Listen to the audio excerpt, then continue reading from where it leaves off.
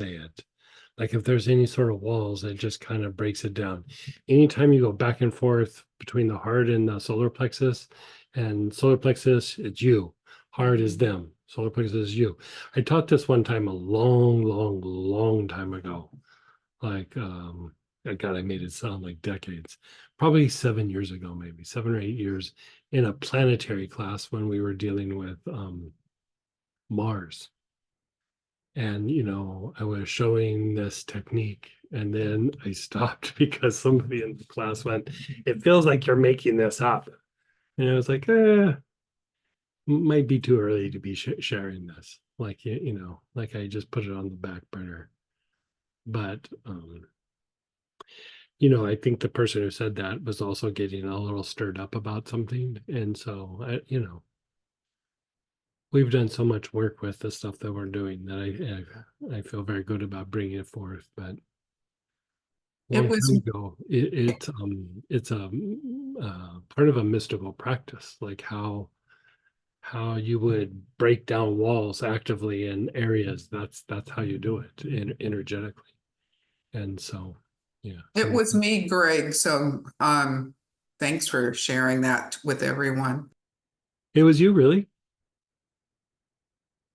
Yes, it was. Where was that at? I don't remember. Oh no, I meant that when you were talking about it stirring up stuff. Oh, yeah, yeah, yeah. I thought you were talking about like the 7 or 8 years ago or whatever it was. Oh no, no. Yeah. I think I remember where it was at, but I'm not completely sure. But yeah, it will stir stuff up. Like, well, I don't know that I'd say stir stuff up, but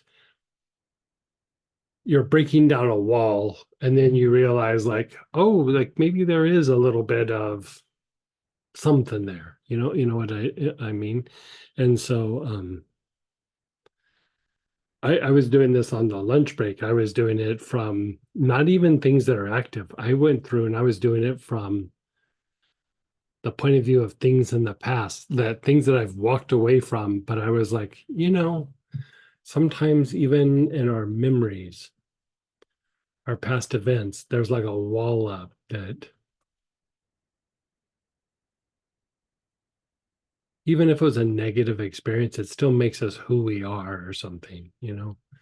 And I was thinking about it. I was like, I'm going to go down and do a little bit of this work with some past experiences, past situations. I know for that, it was in dealing with groups from like a long time ago, 15, maybe 10, 15, 20 years ago.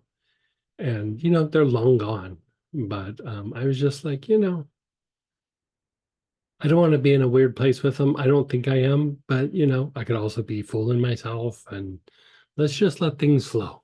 Like, and if something comes up that I need to resolve, like it will, usually with this, it will come up and pass. But even if it doesn't, it's on the way out and it just might get stuck a little bit and you just got to give it a little extra push. But most times it passes on its own. So it's almost like I compartmentalized it and then the walls came down so Right, I could get out. right. Well, I'll share my experience. So, like you said, like my version of it is I was doing this situation in the past and I thought, yeah, it's just the past. We're all done. And as I was going through and doing it, um, there was a lot of anger, but it wasn't my anger. And I didn't realize that group of people was angry at me. But apparently they were very angry at me. And so makes sense why the situation broke down and fell apart. But as I was going through and doing it, all of a sudden I could feel these waves of stuff coming in. And at first I thought, boy, must be unconscious. I don't really, because I wasn't really feeling the anger, but I could feel it in my body, like what anger feels like when it's from somebody else. And so, I went through and evaluated and I was like, nope, it's this group of people. It's not my anger, but that's why you know, the wall went up in me, the wall went up to try to protect myself, even though it was very unconscious. But, the problem with a wall is there's a lot of maintenance to that wall. There's a lot of like, it takes a lot of energy to keep that wall up. And I was like, let's just tear this wall down. Like this. Yeah. I find it interesting too. You know what relaxed was my jaws. Like when I did that on the lunch break, it's like, oh, my jaws relaxed. I had no idea. Yeah. So, And go ahead, Teresa. hey, Teresa. Excuse me. Um, that was really cool. Oh, I did good. that with me in the past. Oh, nice. And it brought up some really cool stuff. Well, it brought up something that I was surprised that I didn't think existed. And the cool stuff is just letting it go. Yeah. Um, and then I don't know where this fits in, but someone's Mhm. dog appeared. Somebody's what? Dog. Oh, nice. A friend's dog appeared, just kind of hovering over me in the etheric plane. And I'm like, that's interesting. Um, and I'm curious because I used Mindstream. Mhm.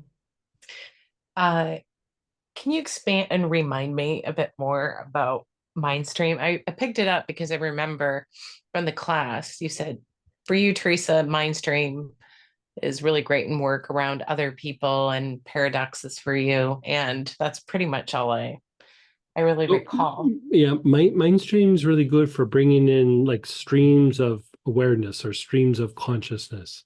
Ah, So, okay. like you could say, like a certain way of thinking is associated with like a stream of consciousness. Like Okay. when you're feeling very creative and um, uh, like on top of your game, you know what I mean? That's like Mm-hmm. a stream of consciousness. But even when we're feeling negative and we can't break out of something, that's also a stream of consciousness. Mm-hmm. So the thing with Mindstream is it helps you to be able to be fluid, to go into whatever stream of awareness or consciousness is there to get whatever done you're trying to get done. And so it's very goal oriented ways of directing intuition. Like, you know, if you want to Mm-hmm. produce a result, I mean, one way of doing it is you find the right wave and then you ride the wave to producing the result, if that makes sense. Absolutely. Yeah. Totally makes sense. Yeah. And if you Perfect. think about like if you read in the paper how like in the I think it's in the Antarctic where there's a big chunk of ice, like one of the biggest chunks of like the biggest I don't know whatever, but it's stuck in a stream and it's just like spinning. Sometimes those lower streams of consciousness are just that. They're like a form of just like spinning in place. Like Yep. it's, you know, how like people will do busy work, but it's not very goal oriented. That's like spinning in place. And so, um, you know, we always have that potential in any of the things that we do. But the more goal oriented you are, the more that if you harness the that aspect of mind stream, the more you are able to produce a result over and over again. Perfect. And I mean, Thank- your job is problem solving. You know what I mean? Like you're a paid problem solver, and so that's why I suggested that for you. Perfect. Thank you so very much. You're so welcome. Mindstream knocked me out. I Yeah. could barely stay awake. I kept dropping the bottle and flying high. LOL. Need some ice cream now. Saw the image of the snake eating its tail when I was inhaling on my forehead at the end. Mm, Who knows? nice.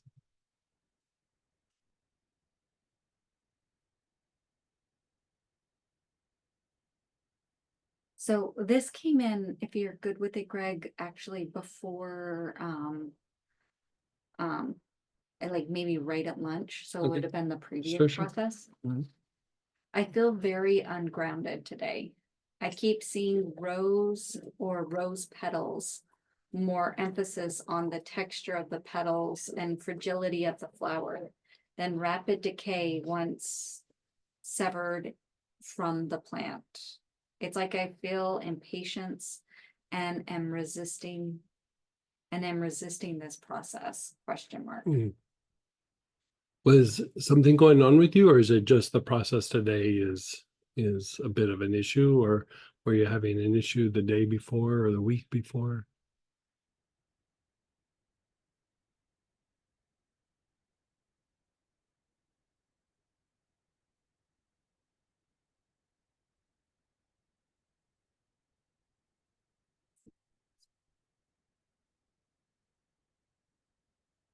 I can't tie it to anything specific.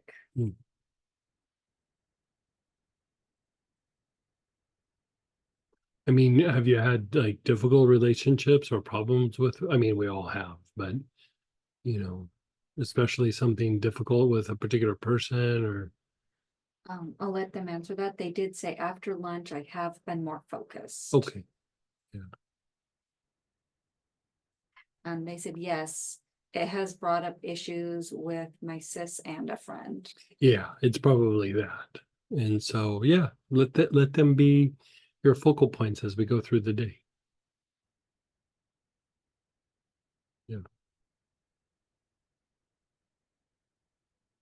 Deep, loving space with mind stream for me. Yeah.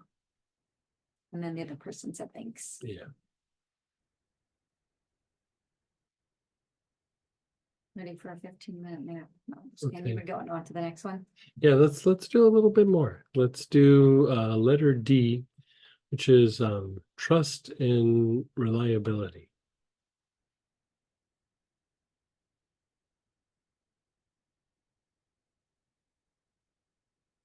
So reliability, I think, is pretty straightforward, but I still kind of just wrote a little something about being dependable and consistent.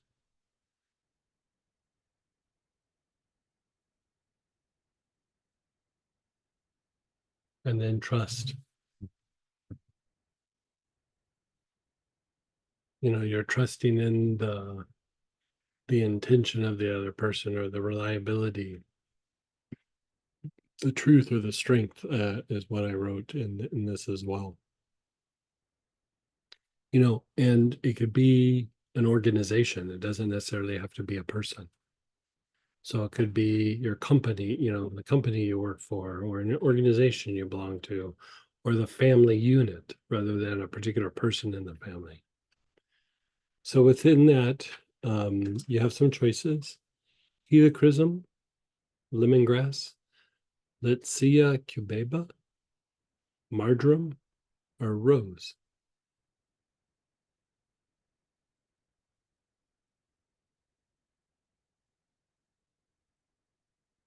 And think of a person where you have interactions with or a group. Even if you feel like you have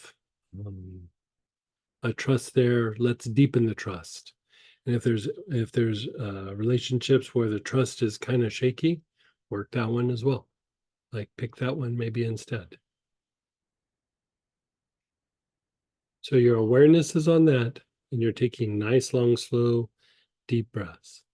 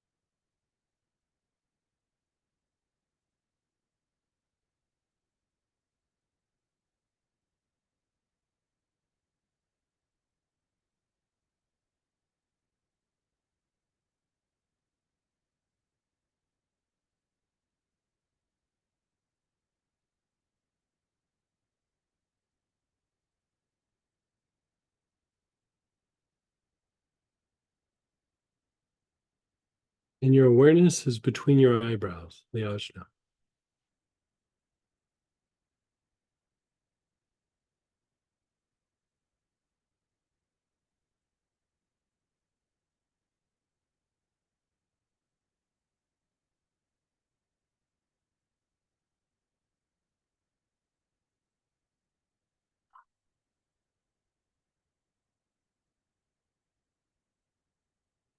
Nice, long, slow, deep breaths with your awareness on the ajna.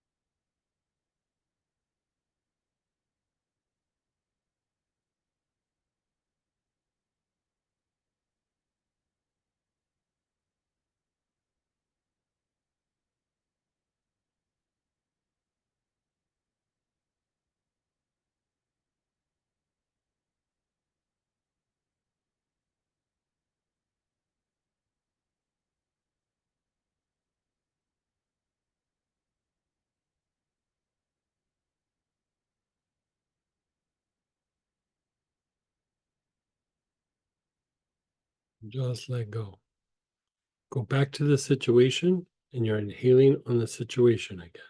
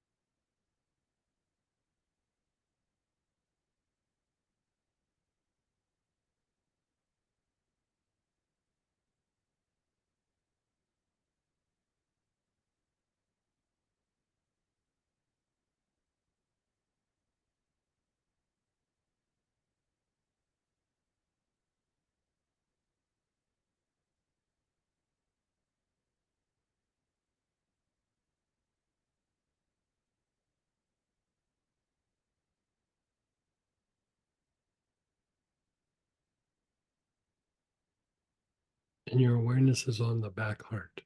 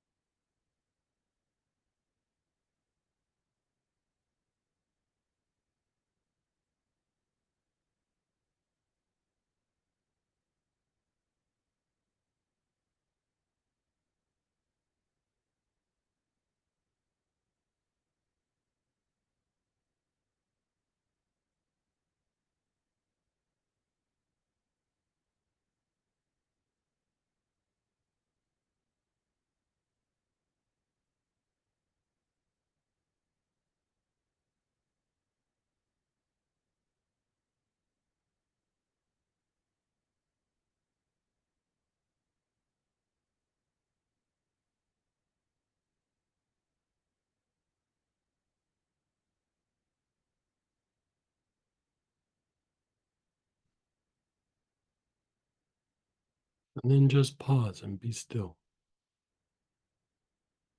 Just let go. How did that?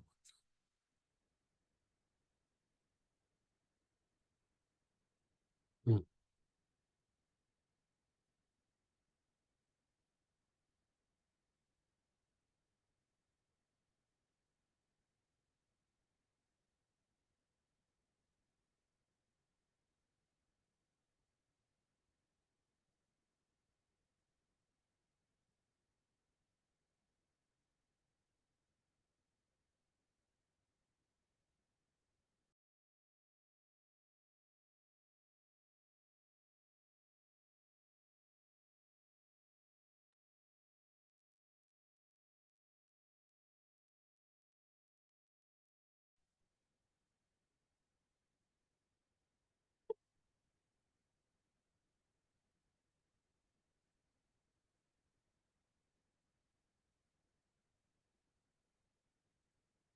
Okay. Either the same situation or switch to a different one. But think of a situation with a friend or a group or an organization. Begin inhaling.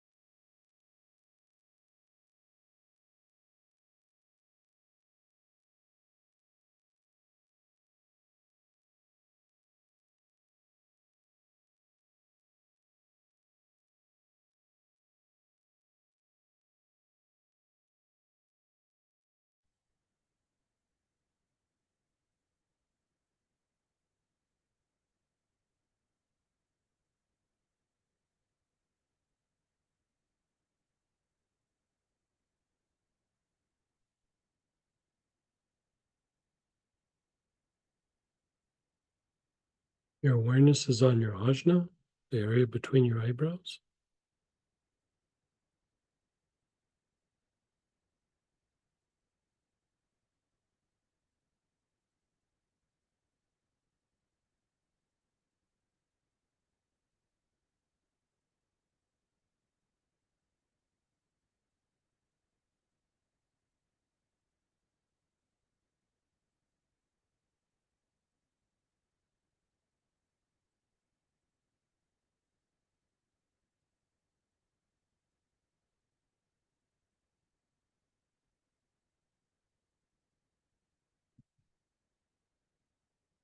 And again to the situation.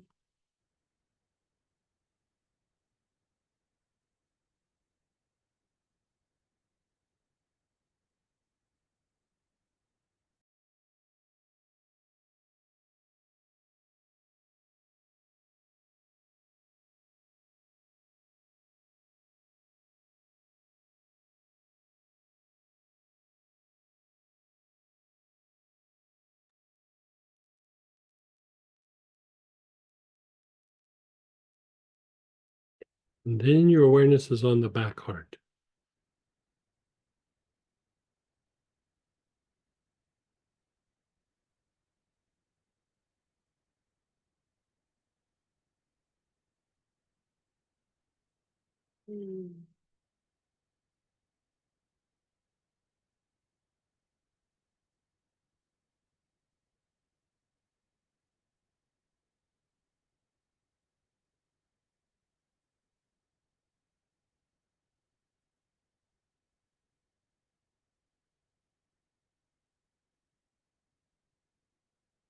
Your awareness is on your back heart.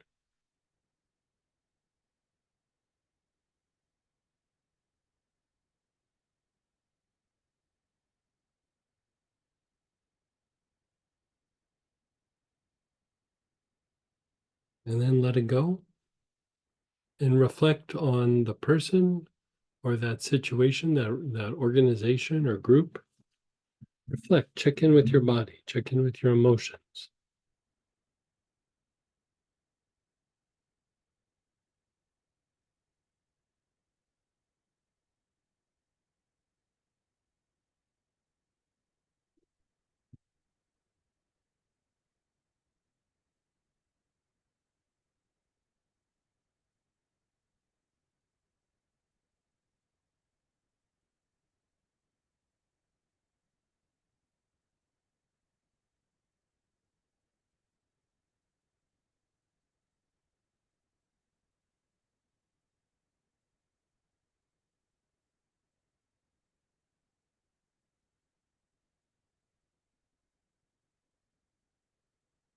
What do you notice?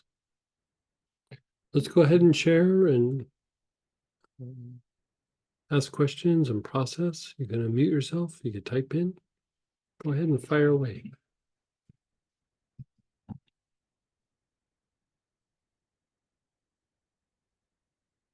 Someone had a question. Mhm. They said, oh, let me find it here.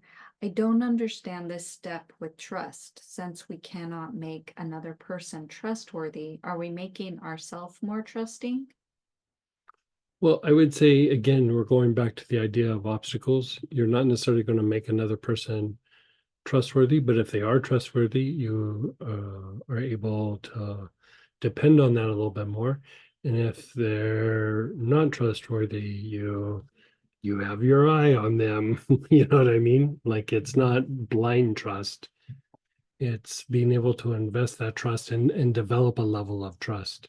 So I mean that's a very good question. Like there are people who are not trustworthy. Um, like an example is I had somebody who was telling me this story where they had a relationship with this person and it was part friendship, part kind of business. And you know this person noticed that this person that they had that friendship slash business interaction with that would always like have an issue with somebody around her. And over a period of time, at first you go, oh wow, that person's being weird towards her or something. And then you notice that she just kind of systematically would get rid of everybody around her. And so the person was telling me this story, right? And it really wasn't like she was concerned or anything. She was just saying, I just noticed this person does this, and was just asking. I don't even know that she was asking me something, but she was just sharing the story. And so, I asked her, I go, well, what do you think of that? And she goes, it's just weird. And I said, well, if she does that, it's just a matter of time before it's you. And the person was quiet and they go, but I haven't done anything. I go, I just got through saying most of the people haven't done anything. She kind of picks this. It's not even like a fight. It's just, she just makes these weird accusations and then gets rid of the person. And I said, hopefully I'm wrong. Hopefully that's not the case. But if it happens, I said, for your sake, not that you're trying to save a relationship, just no drama. Like when she does it, just walk away. Like there is no saving it, because what would happen every time that this person would do this with somebody, there would be a big back and forth, and she'd like stand her ground and like wasn't going to change her mind. And there wasn't a conflict. The conflict was in her head. And, lo and behold, like about a year later, it came around to that person, and, they said, what should I do? I was like, nothing. Like, there's nothing to do. It was your time. Like that person, you can't depend or trust that person. They're they seem very confident and all together, but there's a part of them that's very, very flaky. And that's who they are. Like you're not going to make them behave better. So don't be blindsided when they do that. Just go, okay, it's my time. Well, it was what it was. And so that's how the person handled it. And there was no drama. That person who did it never reached out, never anything. There was no argument. There was nothing. It was just quiet, but their time came, you know.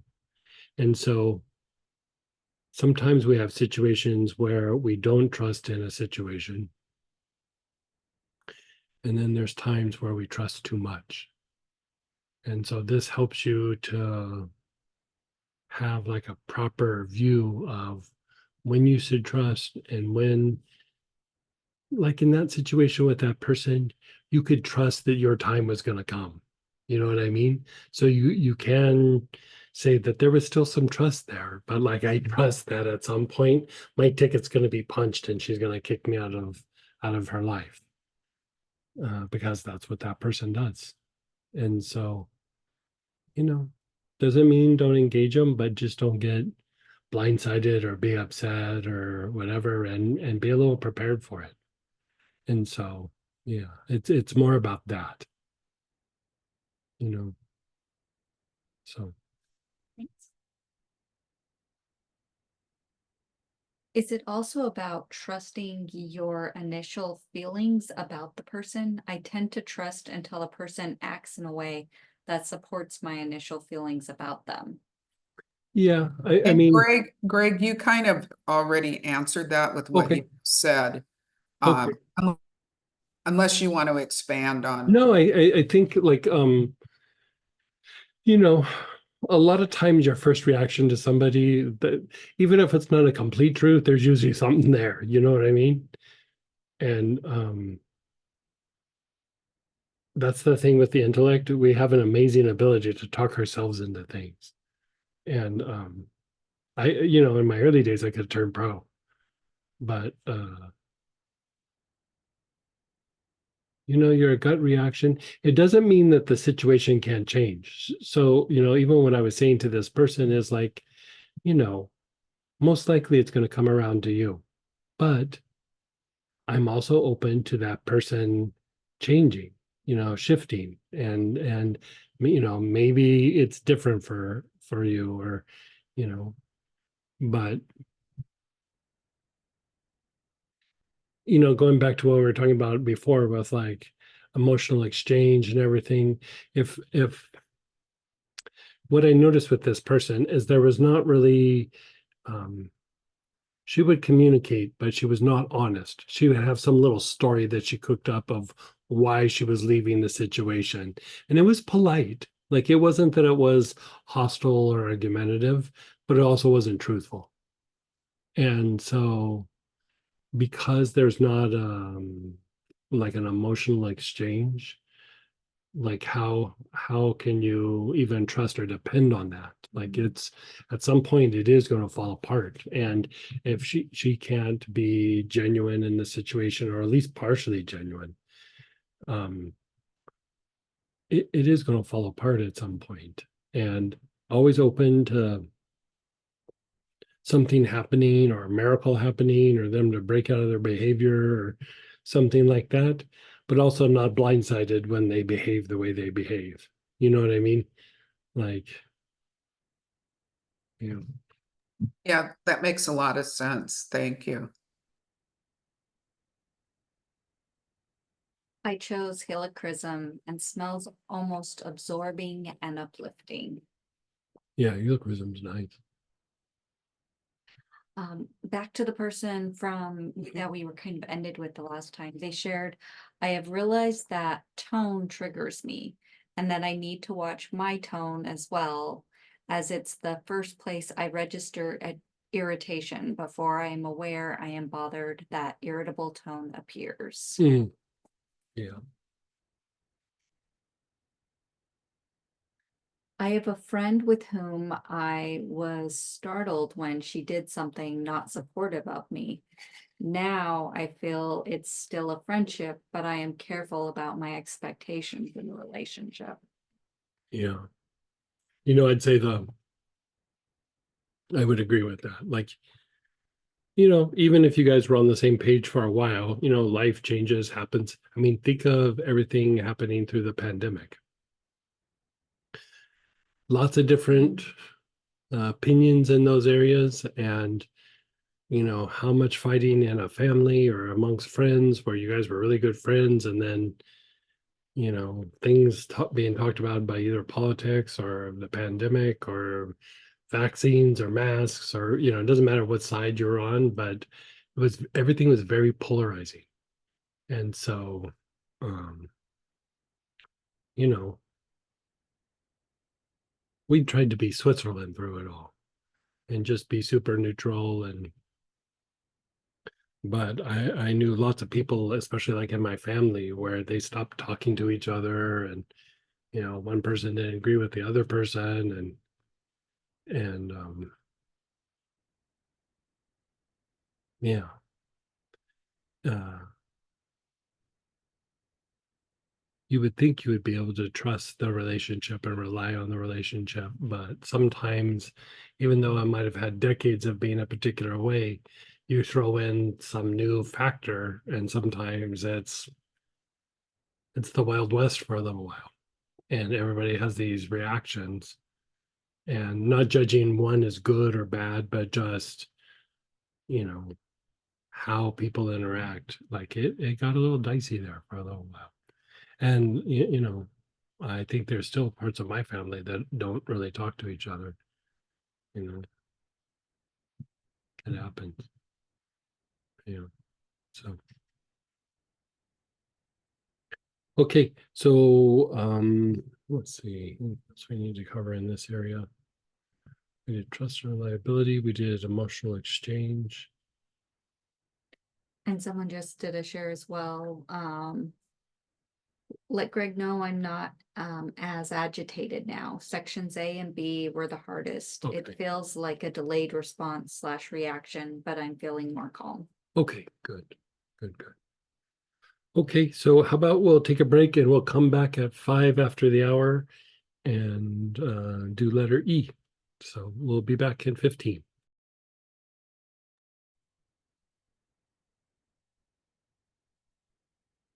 Hey, everybody, let's come on back.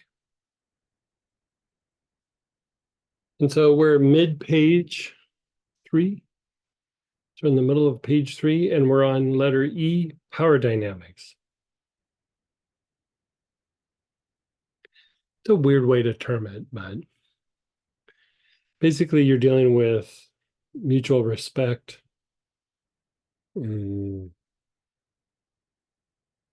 like recognizing and valuing each other and your contributions, and the balance of power.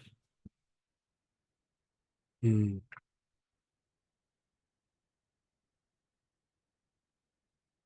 used to have this friend. I say friend loosely. Like, yeah, maybe they were a friend, maybe they weren't. But they said on more than one occasion, I know that you're smart. Wait, how did they say it? No, they said, if you don't agree with me, it's because you're not smart. So basically, like any interactions with them, it's like if you didn't agree with them, They just look down on you because you didn't agree with them because you're not intelligent. Not that they were wrong, or not that they just had a weird opinion, that you weren't smart. And so some of the people around them would kind of just agree with this person to always,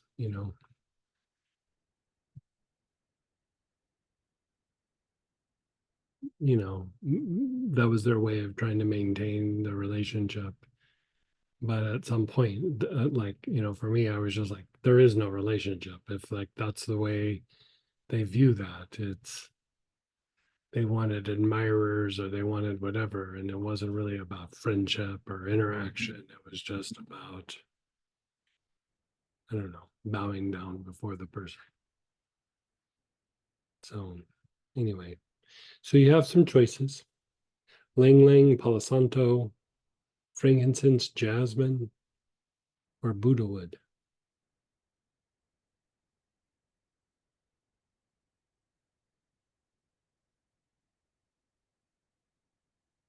And how about at first we'll do it, we'll go through it one time, and then we'll focus on a person and we'll do it specific to a person. So first, let's just prime the pumps. So your awareness is on your heart. You have one of those oils. You're taking nice, long, slow, deep breaths. And I think we gave them Lang Lang. Yeah, Lang Lang.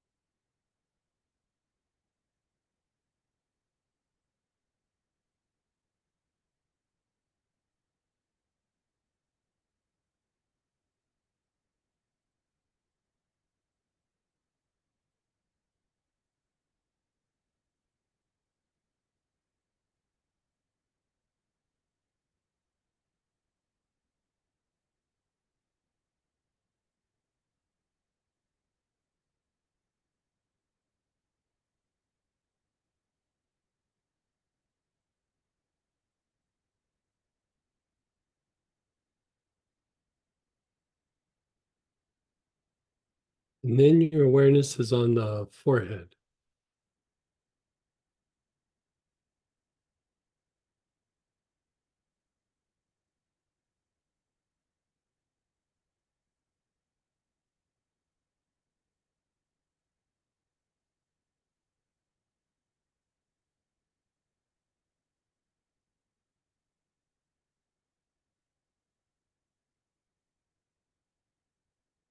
Awareness is on the forehead where the hairline is.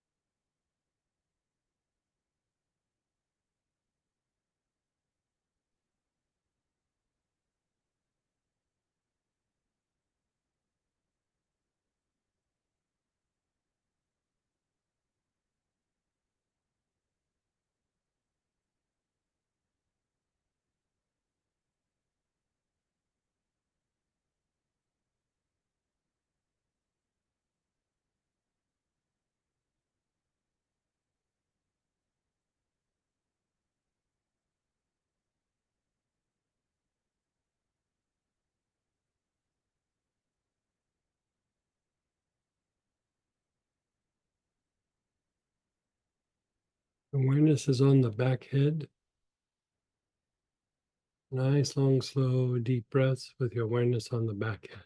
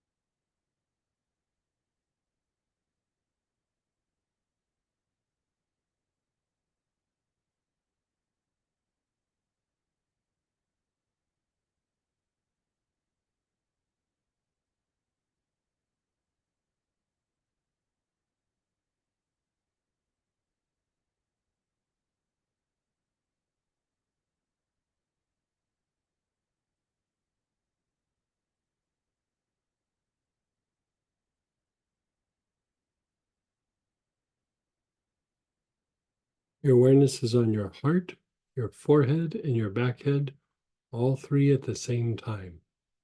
So your front heart, your forehead, and your back head, all three at the same time.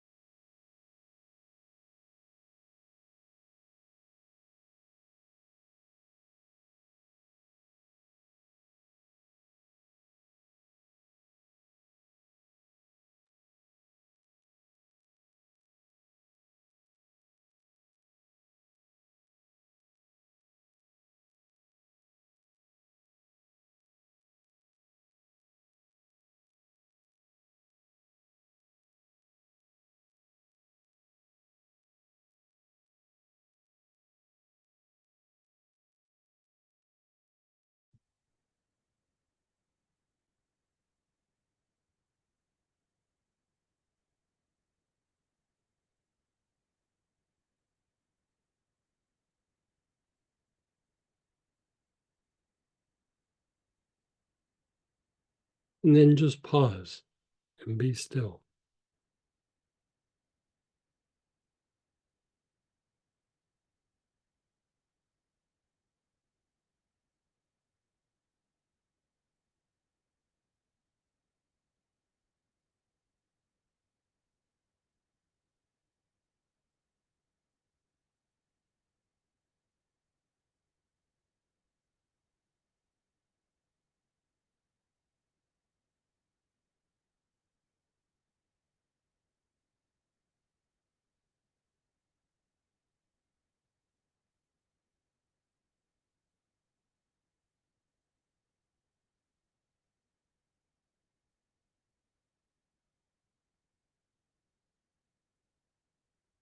Now, let's reflect on a person or situation.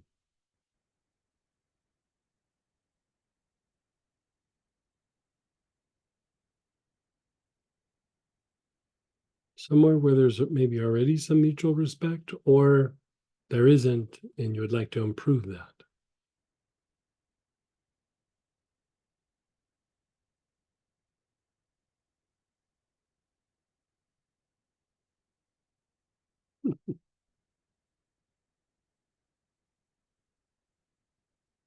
So you're reflecting on that person.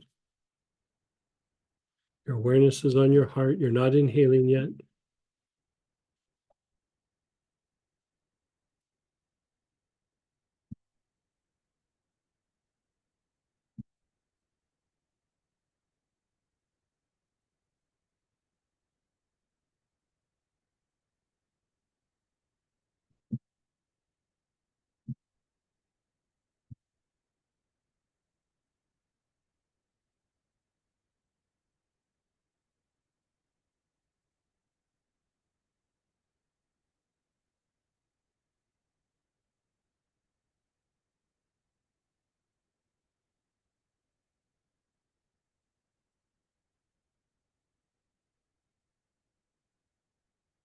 Let it go. Your awareness is on your front heart. You're taking nice, long, slow, deep breaths.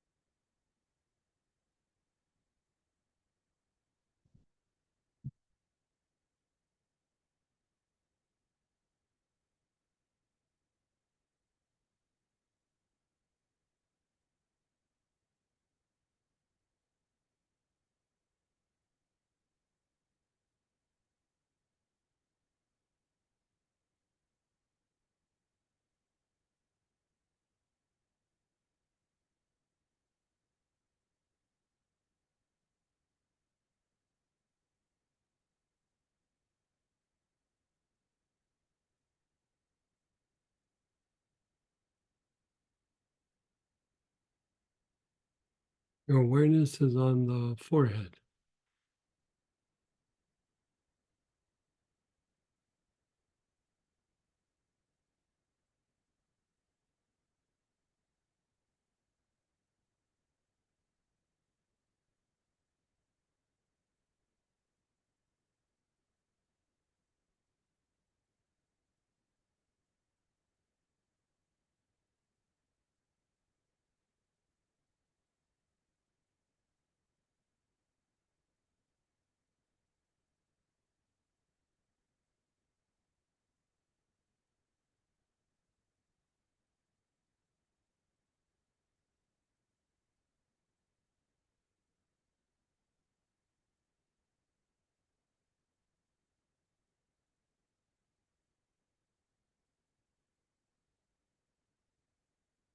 Your awareness is on the back head.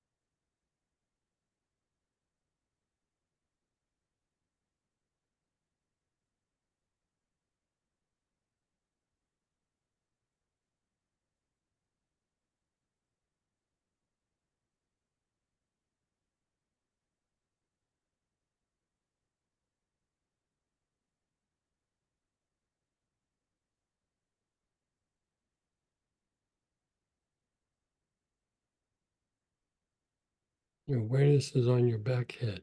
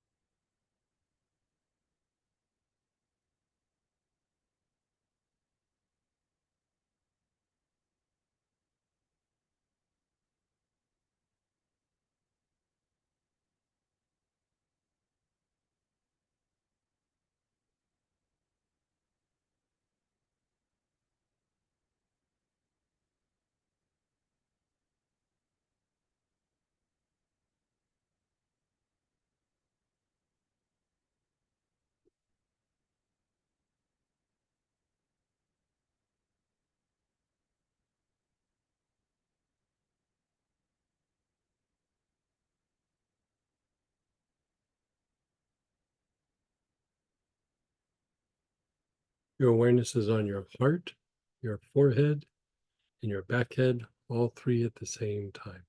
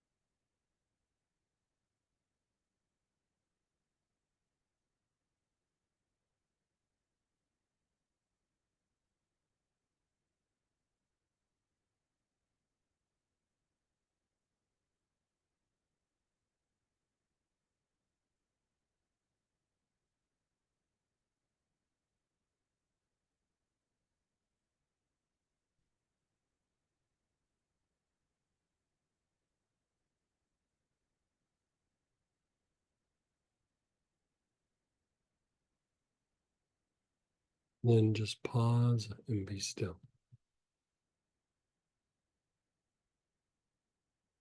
And up.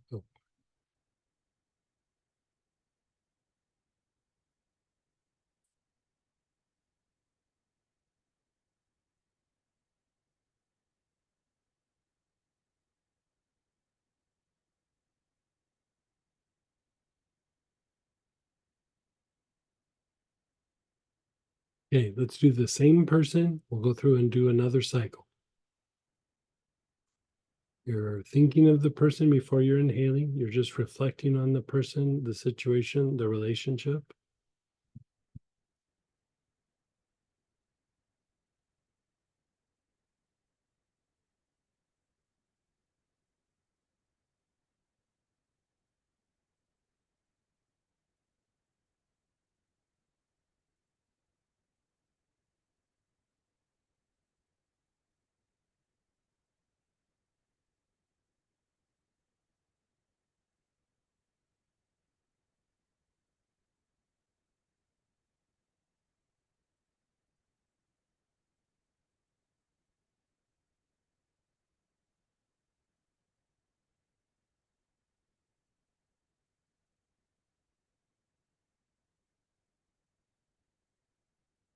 Okay, let it go. Your awareness is on your heart. Nice, long, slow, deep breaths with your awareness on your heart.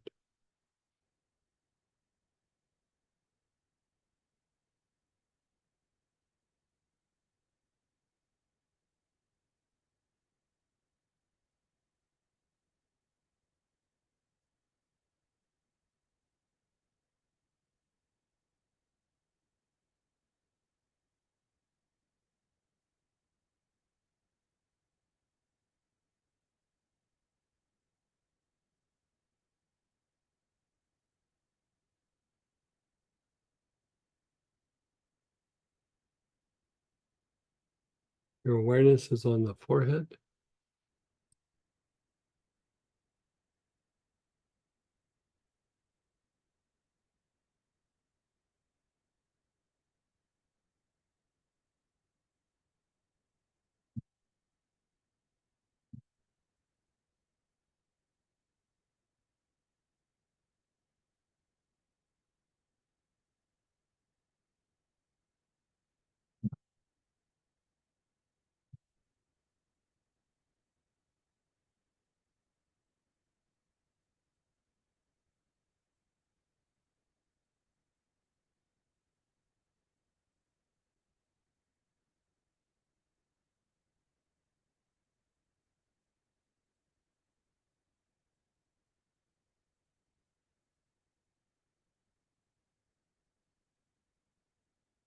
Your awareness is on the back head.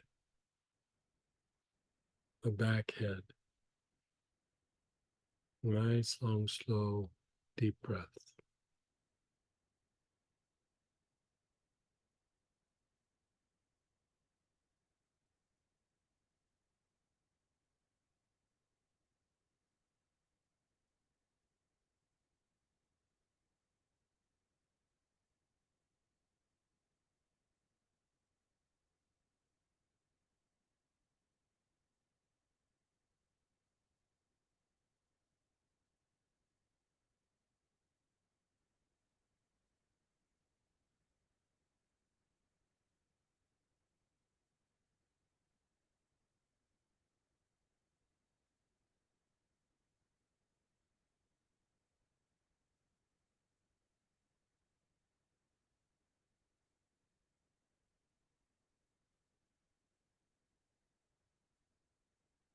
in your heart, your forehead, and your back head, all three at the same time.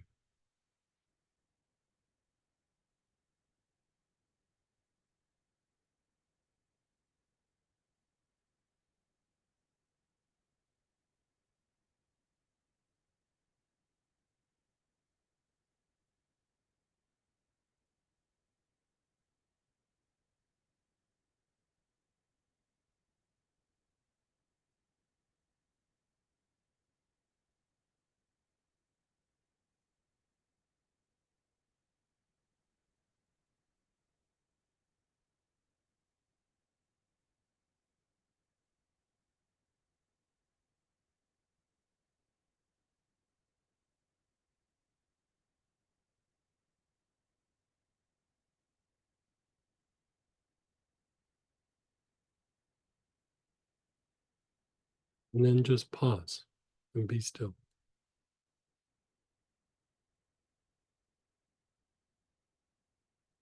How was that time?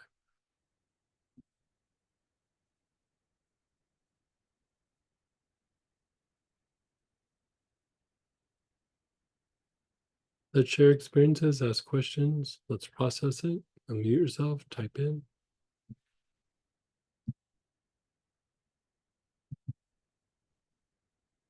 You want to share yours? Or no? Just a little different. So the first one, when we went through thinking of the person, my mind just wanted to like solve this problem or whatever, the power struggle. And then the second time around, I could tell the mind was trying to do the same thing. And I was just like, back burner, like just Mhm. do the pattern, let the thought go. And it feels like it went deeper. Like Mhm.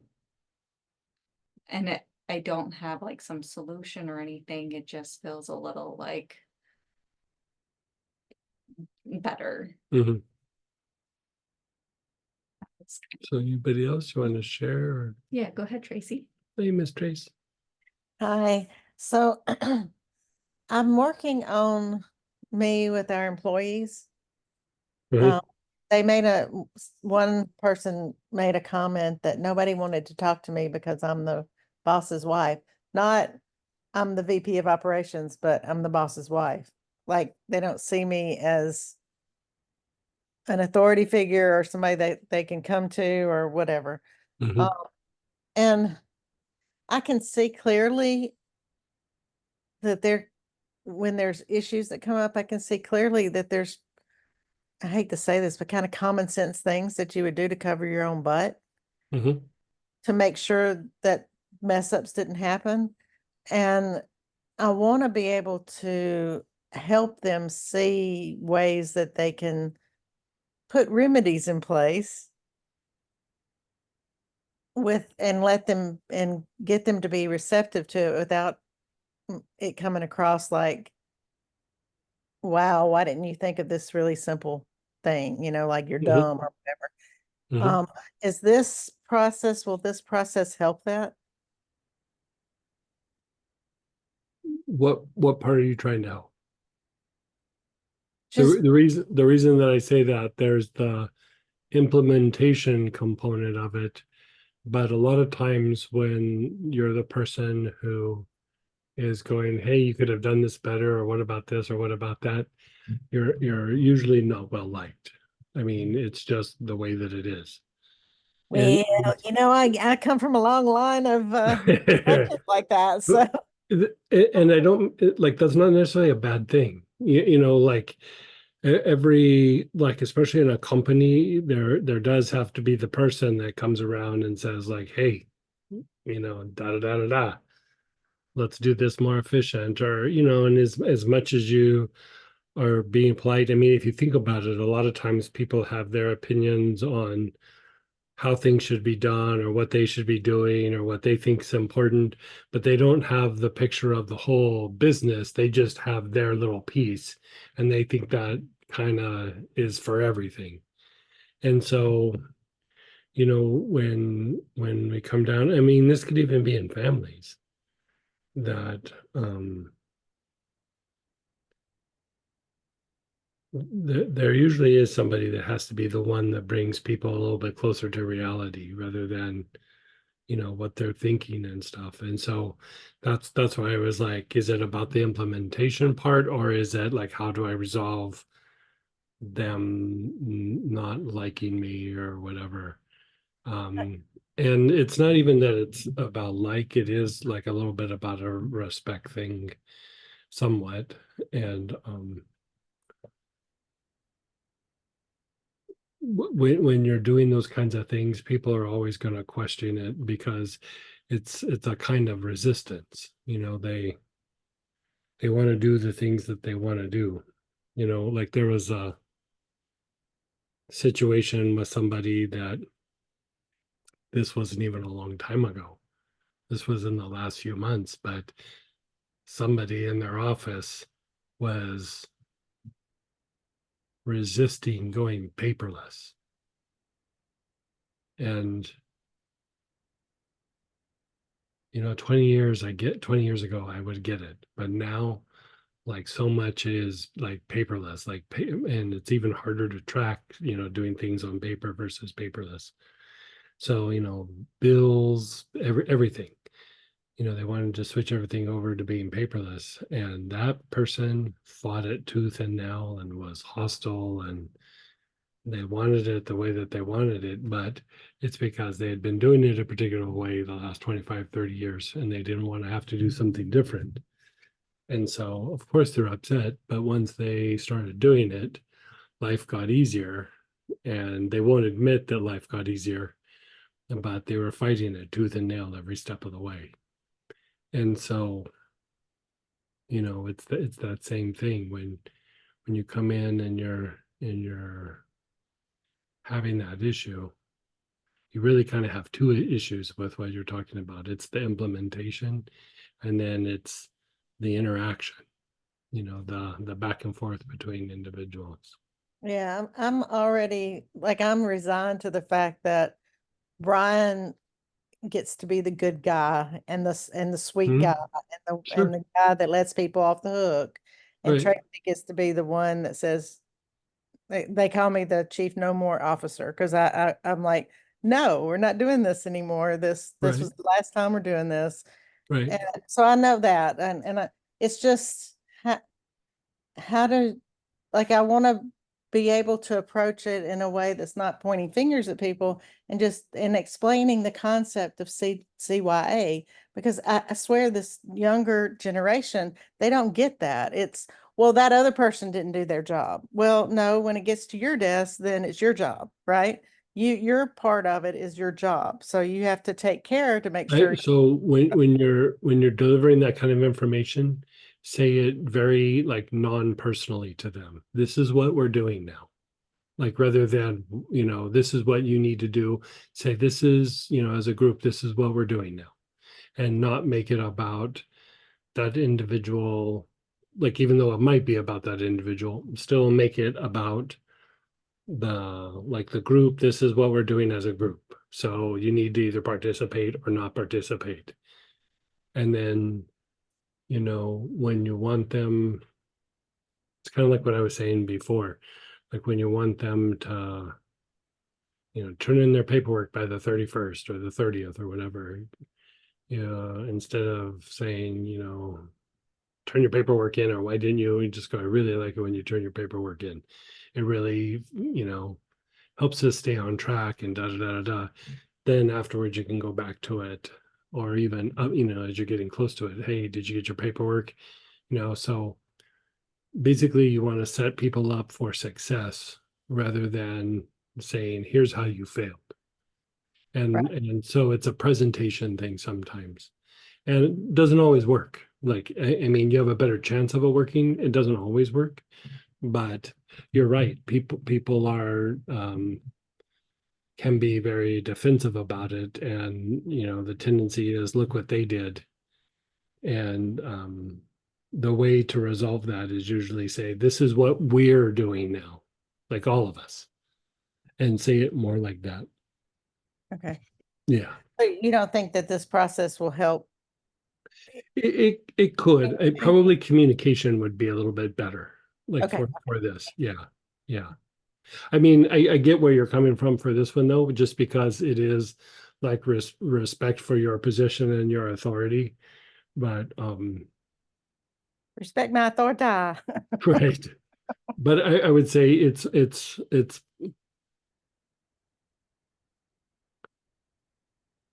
being able to deliver a message that's digestible, you Right. know. And I would say that's probably more communication than this particular one. Doesn't And mean that this sometimes doesn't I'm a bitter pill. well, sometimes in the workplace you have to be a bitter pill. You Yeah. know? Thank you, Gray. Yeah, there's sometimes a time and a place for everything, but just for cohesiveness and like management strategies, like being able to set people up for success rather than going, this is how you failed and this is how we do it next time. It goes back to the thing with the king, you know, off with your head a couple of times until you say you outlived everybody. And then he's like, oh, I like that. Sometimes it's about how you communicate what needs to happen, you know. Thank you. Yeah, you're so welcome. And go ahead, Channing, then Teresa. Hey.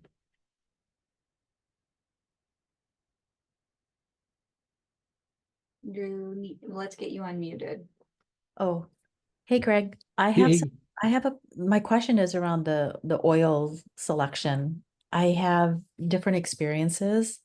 Mhm. For the same segment, I have different experiences depending upon the oil selection. And I wanted to see if you could talk a little bit about in the section we just did, what the differences are for the single oils. Yeah, like which ones were you using that you had the experiences with? Started using frankincense and it felt really strong. And I can tell you specifically which one I'm using is the frankincense vital. And then I also have Oh black. yeah, So nice. it's a little, what's the word? I can feel the slight differences. And then when I switched to jasmine, and maybe I shouldn't have done that. Maybe I should have just stuck with No, like oil. that's fine. But Yeah, when I that's fine. jasmine, I felt differently. I Mhm. don't know if so I'm just curious when you put together So options, yeah, so what are the ingredients like you're looking Buddha wood, frankincense, and lang lang all have transmuting effect on the will itself. It helps in transmuting, meaning you're moving it from lower aspects of the will and refining it to higher aspects. Hopefully eventually getting it to the point where you're being strategic, which means you're trying to do the right thing or think out strategically what are the consequences of this, or even higher would be the spiritual will, where you're serving like a higher good or serving something outside of yourself, like trying to do like goodness, even like say in the workplace. Because even in work there still can be the cultivation of goodness or loving kindness or a spiritual component or quality. Jasmine, um, like it, I don't know that it transmutes well, but it's like it makes you less like serious about will or whatever the situation is. It almost makes it a little bit more playful. Like when you ask somebody, how's it going? And they go, it's all good. That's kind of Jasmine. Like, so in this situation, in the dynamic of the relationship, whatever it might be, because sometimes we're in a situation that is difficult and really maybe not the best situation. And like Jasmine almost helps you be like, how I say, sometimes we innovate and walk our way out of situations Jasmine almost makes it like you play your way out of situations. Like you don't take it quite as serious because you see like a big picture and you're like, we'll get there eventually. And I'm not going to be stressed out or freaked out about it every step of the way. I know that we'll get there, and I'm not worried about timeline or anything. I'm just we'll get there. And then the Palo Santo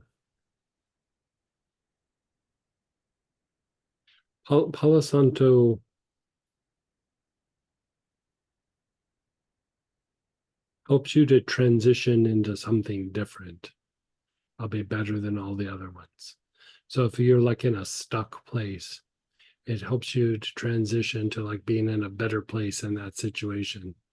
So like say you're in a situation where the power dynamic is really kind of against you a little bit. You can go, well, I can change how I'm doing things, or I can walk away, or I can do this, or I can do that, right? Um, or if you're the one where maybe there is you have more influence than the other person, and the other person starts kind of coming up and stepping up their game a little bit, you can go, hey, let's change the rules. Maybe this is more, I'm thinking about this more in the workplace than anything. You're able to change the dynamic, and they become more of a peer and less of, somebody that's low man on the totem pole, so to speak. So it helps with transitions, however you're looking at it. So what was your experience? Yeah. So first of all, I am inspired based on just you giving us the rundown of Mhm. the properties and usage. Mhm. I'm almost tempted just to use this section and go through every single one of those oils. Right. Like the Yeah. same, do the same section with Buddha wood, Yeah. then do it again with Yeah. jasmine, do it again with frankincense, Yeah. just and see and do my own experiment. Yeah. But I could feel the difference. How do I describe it? Um, the frankincense felt a little bit more like it was just ironing something out. Right. I don't That know. makes sense. Like that's yeah, it's just kind of Yeah. like ironing something out. And then when I did the jasmine, it felt like it was just sort of like dispersing it. Mhm. Yeah, I could see that. Yeah. So maybe the dispersing energy or how I experienced it was maybe that playfulness, That playful, because like here's a weird way that I use that component with jasmine is when it's the same idea, but it's a very different application. But it's like when people have a family member who has dementia, and when the person has dementia, they usually go into one of two modes. They go into a mode where they're very childlike, and they're very soft, and they're unsure of their surroundings. And so that, no big deal. But sometimes they get um substantially aggressive, because they feel out of control. So they try to establish their control in the surroundings, and they get really aggressive and kind of hostile and adversarial, and they're just fighting to hold on to whatever they can hold on to. But it's usually they're combative whenever they're needing to stay indoors, or eat or take their medication, or don't drive anymore. Like the driving one's a big one. Like people, I mean, I've had to have clients like go out and let the air out of the tires, or take a spark plug out or something in the car, so the person just doesn't get into a car and start driving, because they should not be on the road. And so I would have them use jasmine, either diffusing it or putting it on the person as a lotion. And it takes them out of that like really aggressive mode, and makes them a little bit more playful with feeling out of control in their environment. And it doesn't completely make it go away, but they become like more manageable. And so if we look at that in ourselves, like there's times where we might feel out of control, or we feel whatever, and it's like, ugh, I gotta defend myself. I gotta do this, I gotta do that. And people who have the tendency to like micromanage might have a little bit more of that tendency because, you know, even micromanaging is like a control kind of oriented issue. And we all have it to a certain extent, right? But when it becomes too dominant, that person has a hard time being flexible. And so it's not a physical flexibility, it's more of like an emotional, mental flexibility that you're trying to cultivate. Yeah, I could use a lot more of that. Yeah. I may just like soak in jasmine for an Yeah. entire. I use jasmine quite often. I love jasmine for that. You know, because you know, I think about it just like even when you're doing something repetitive or you've been doing something for a long time, you know how you just get like locked into this is the way that we do it, right? You know, and it's been working for me. And then at some point you do outgrow it. And the ability to like let it go and do like an upgrade. Sometimes I can do it, sometimes I can't. And sometimes I need a little bit of help. And for me, jasmine is the thing that helps me with that. Like I'll start putting it on my feet, rubbing it on my chest, and you know, usually within a few days or a few weeks, like I'm like, okay, we got to do this a new way. Like you know, there's some version of a shift or a change, and it just it makes you less rigid and more flexible about how you do things. And you know, there are times to be inflexible. Like there, it's not that you should be flexible every step of the way. Like I remember the the guru used to say, on things that are not important, I'm very flexible. On things that are very important, I'm very inflexible. You know what I mean? And there are times to be inflexible. Like, you know, say you're working and you have a deadline and everybody's you know, working to this goal, and then somebody comes up with some idea about something they want to explore, and it's like, we have a deadline, we have a hard deadline, we have to hit this deadline, right? And so, a time to really not be super flexible, but there's other times where maybe the flexibility contributes to being more creative or thinking outside the box, you know. And so there's a time and a place for both. It's not that the action itself is right or wrong, it's the application of it. Yep, I love it. You know what I mean? Totally. Yeah. And so that brings up a really good point because I read the situation wrong. I was really wrestling the first two sections, no, sections A, B, all the way through C. It wasn't until we got to section D and this section that things started to really shift for me. Gosh, I was just Oh, good. wrestling with the stuff that I was wrestling with. Yeah. So I was looking at it in the wrong way.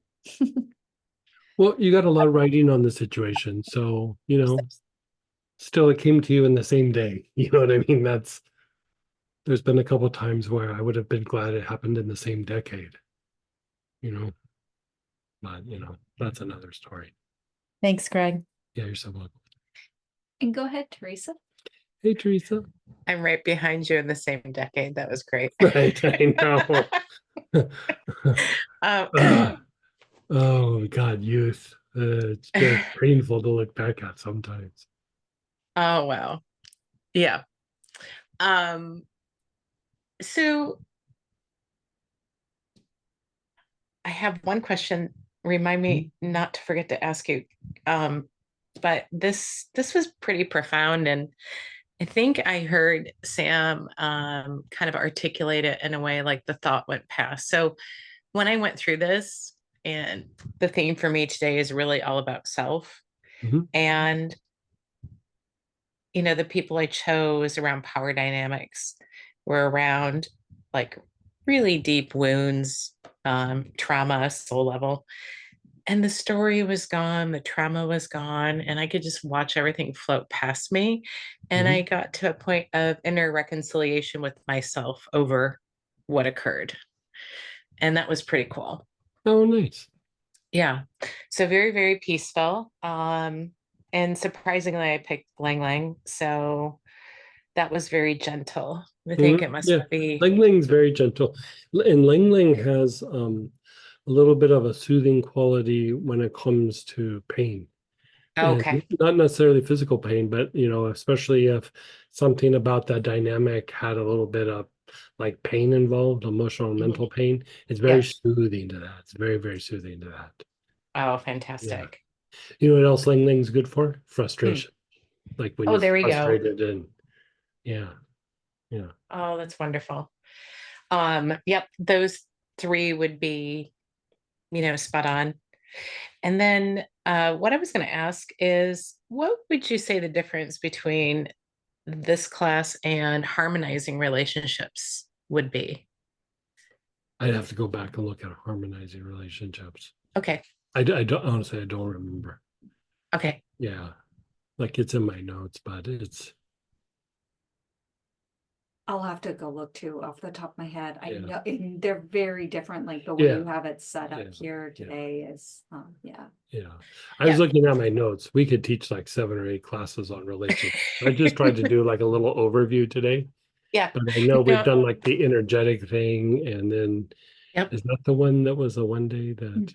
Yeah, But still, I don't quite remember like I the, think that was like chords and oh, probably. yeah. I'd have to go back and look. Yeah, Okay. yeah. That's fine. Um, it'd be great to know if I could when we have our study group. I have a stack of classes I still haven't done, and that's one of them. That's why I was asking. Mhm. Okay. Thank you so very much. I have to drop You're early so welcome. today, but this has been a fabulous day. So I Oh, good, appreciate. good. Yeah, I'm glad you enjoyed. All right. Bye. So I thought it was kind of funny you talking about Lang Lang because the first share was Lang Lang gave me a slight headache in my temples. Hmm. And now inhaling Buddha wood, now doing this pattern is better and it's helping. Oh. Same person. Well, Yeah. okay. Ling Ling does move energy up. Like that's one thing that it does. Yeah. Okay, somebody who's taken the other relationship class, if they kind of put some bullet points. Oh, I think they took the bullet points from the Mhm. or cut out. So discuss the properties of essential oils that directly impacts relationships, explore the concepts of different types of love and how to improve it. Yeah, that's the one that I thought. Concepts of love, Yeah. chords, connections. Mhm. There was one other thing. This is increase deeper levels of intimacy, break patterns you have with others, process of transmuting grief, attract more loving relationships. Yeah. And, yeah. So the person who had Lang Lang experience goes, I use Lang Lang body tonic all the time and I love it. It's strange about the headache while inhaling it for this process. Yeah. Could be so much energy moving up. Yeah, with the temples. Yeah, that yeah, would with the be- temples. Yeah. So let's slide into the next one. Conflict resolution. I know this is not a very common theme, and probably most of you don't have an issue here, but who doesn't need a little conflict resolution? Yeah. This should have been in the Uncle Bob class. I was thinking as I was writing it, I was like, how did this not make Uncle Bob? So, this isn't a super complicated way of addressing it, but you want to just kind of be like in this particular case, like non-reactive and calm down the responses back and forth. So if you think about it, like when there's a conflict, both people are talking at each other, and it's kind of an emotional state, and in that place, you're not going to hear, nobody's going to hear each other. So it's only when things calm down and people are mental that then they can talk it out. And so,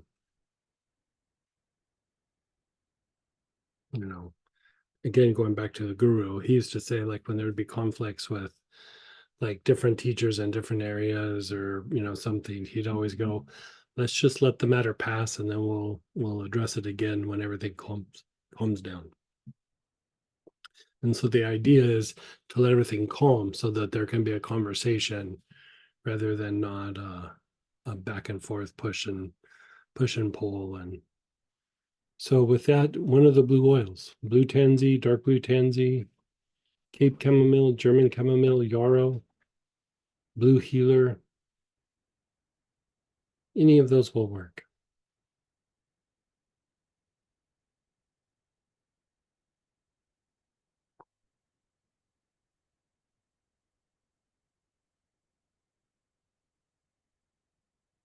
So here we want to be able to address the conflict with our ability to communicate and go back and forth with the person. And then also, if we're in a calmer state and they're in a calmer state, we have maybe a greater potential of compromising, even if they're not calm, but we calm ourselves down. A lot of times that will eventually start calming that other person down. Doesn't always work, but you have a greater chance if you're able to calm yourself down and just be like not attached or not upset. So you have your oil, and begin inhaling with your awareness on the front solar plexus, that area below your ribs on the upper abdomen. Nice, long, slow, deep breaths.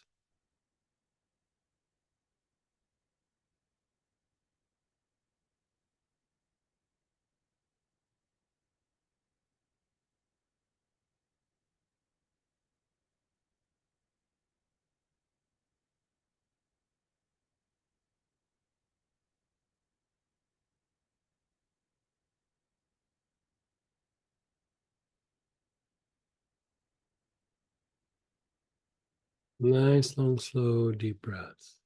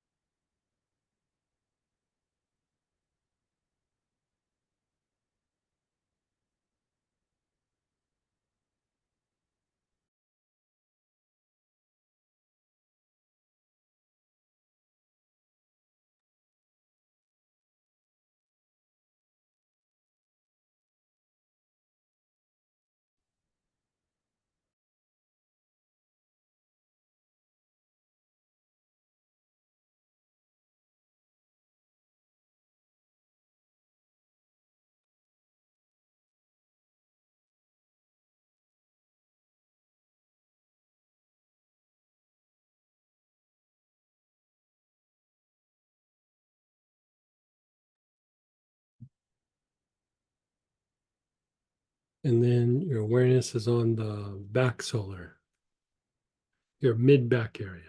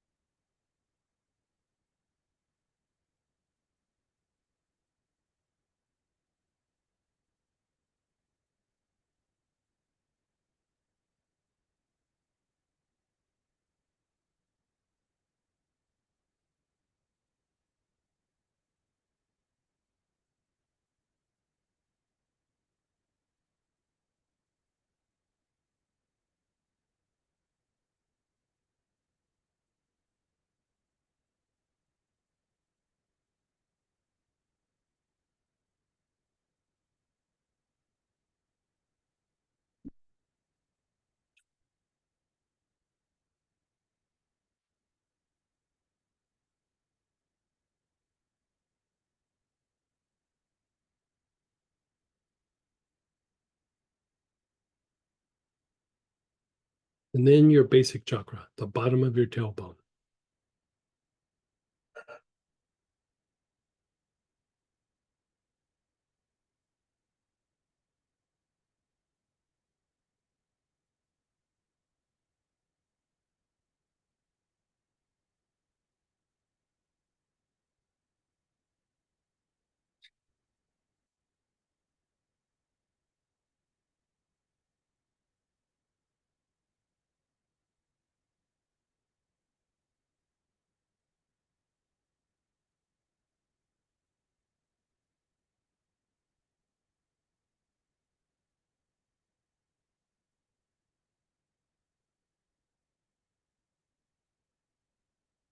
Nice, long, slow, deep breaths.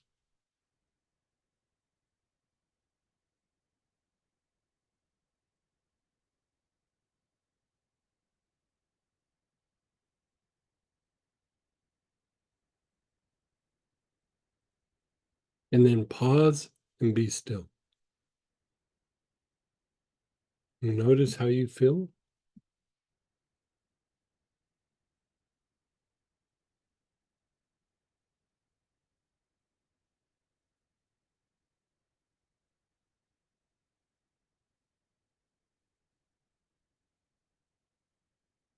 Now, think of a person where there might be a conflict. Just reflect on them. As you reflect on them, your awareness is on your front heart. You're not inhaling, you're just simply reflecting.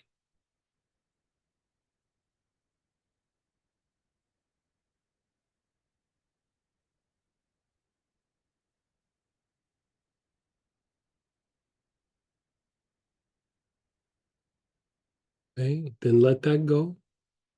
Your awareness is on your front solar plexus. You're taking nice, long, slow, deep breaths.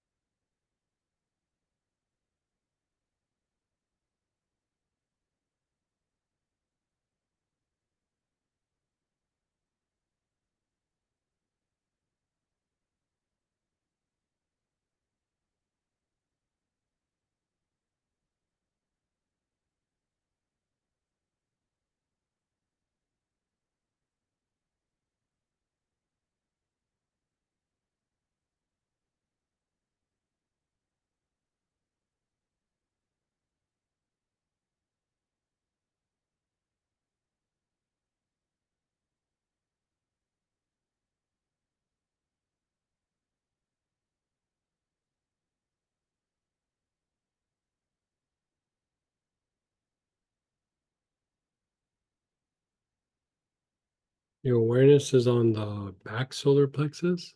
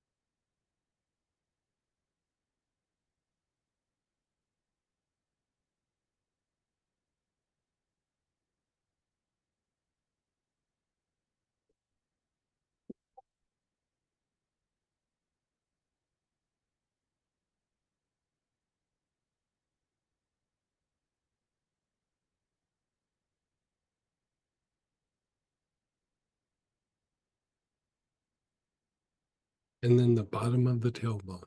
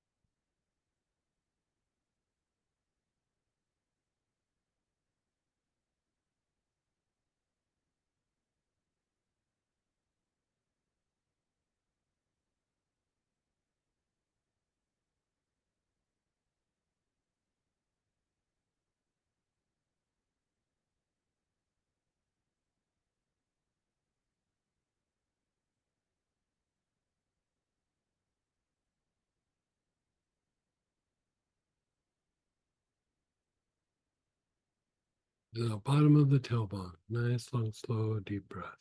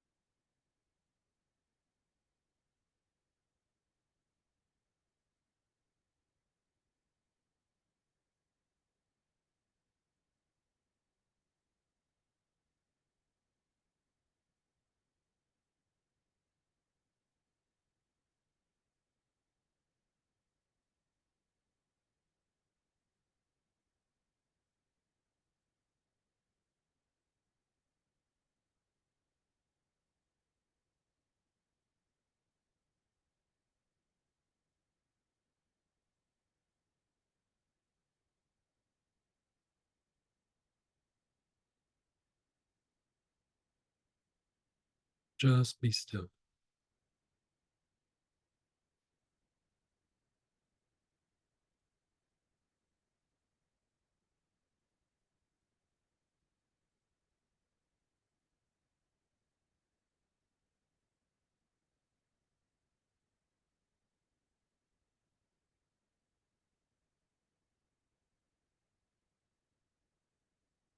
And again, you can do the same person or a different person, reflect on them, hold it in your heart,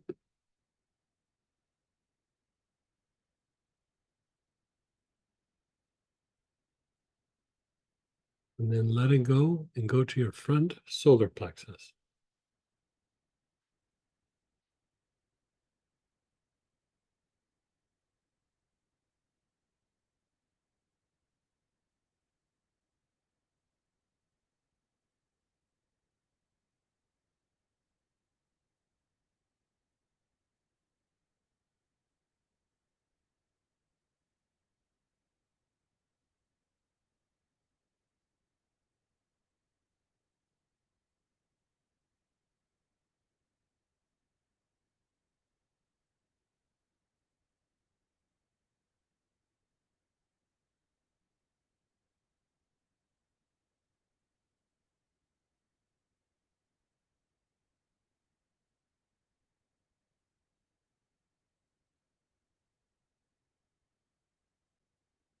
Your back solar plexus.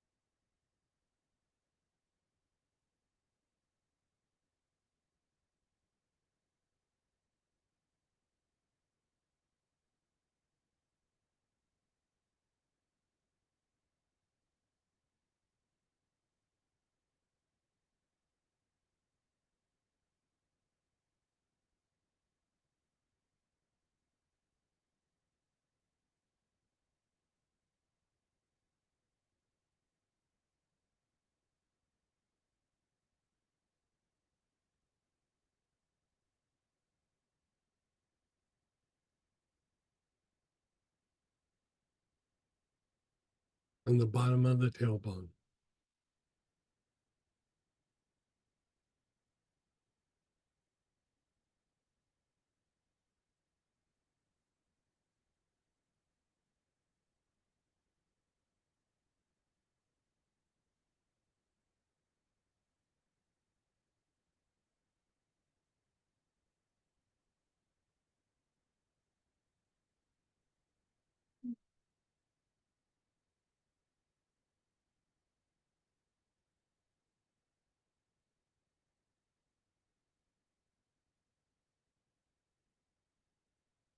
And then just be still on that fill point.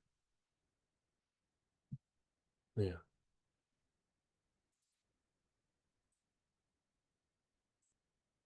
Right. So we'll talk about it after we do this next process, but like Samantha was just saying, she was thinking of it was like a mild conflict, but like a conflict. And it's just like super soothing, like, and that's the thing is like if there's a conflict, it doesn't necessarily make the conflict go away, but it makes your ability to resolve the conflict. It improves it, basically, you get a little agitated when the conflict happens and you get real repetitive and you're trying to process it and we get upset. And so the sooner you can calm things down, the more you can go, okay, but how am I going to resolve this? Or it doesn't need resolving. Sometimes it doesn't even need resolving. Just needs not reacting, right? So this last piece is about boundaries. And this is about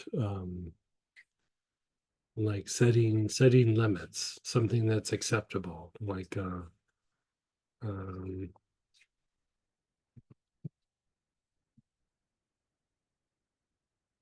I'll tell you a boundary that I have with my family is when I around them, because everybody's all over the place when it comes to politics. And when I'm there, I was like, no politics. I don't want to hear about anybody's politics. Whether I agree with it or not, I don't want to hear anybody's politics. Like, so, um, you know, I'll remind them if I'm around them. And then if they continue, I just get up and leave the room. Like, I don't want to, not because I agree or disagree. It's going to turn on a fight because they don't agree with each other. Right. So I'm like, this is just going to turn into a bad afternoon. So let's not do it. Right. And so it could be all kinds of things. But boundaries and then respecting the boundaries. Anytime you're trying to be creative or create some space or create some situation, there is going to be a certain level of restriction there, like to focus it in where things need to happen. And so, restriction's not necessarily a bad thing. It can be, and then it can be a very good thing. But restrictions are part of the creative process. And so, yeah. Hmm. Anyway.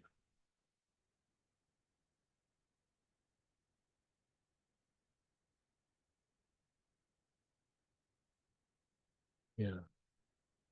I have a bunch that I can say about that, but I think that's enough, But anyway, so several choices here, and some form of angelica, copaiba, fir balsam, gurgeon balsam, Peru balsam, poplar, tolu, mithridate blend, or friar's balsam. So some form of that.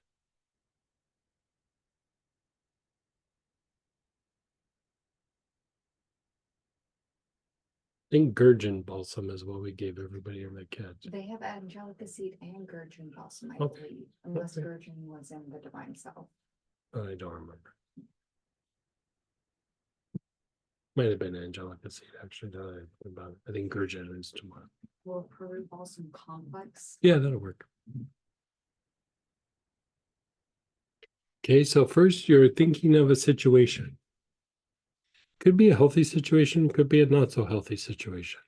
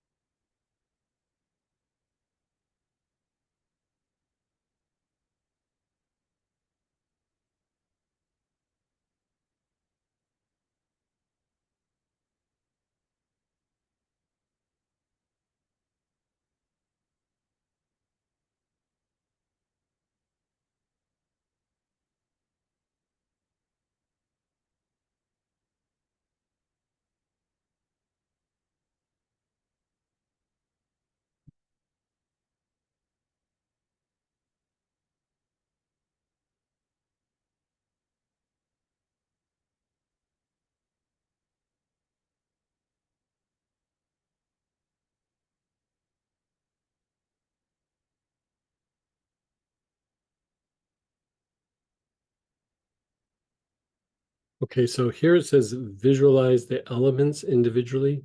This is the elements of fire, earth, water, air. So I'll walk you through it. So you're inhaling, and in your mind, you're visualizing a flame, like a candle flame, a fireplace flame, a campfire. Just visualize a flame.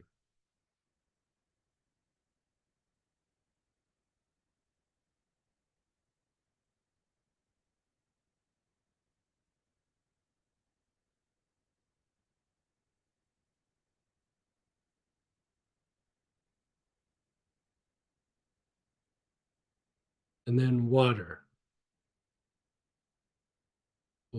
water from the faucet in a glass, in a bathtub, a lake, an ocean, but you're visualizing water.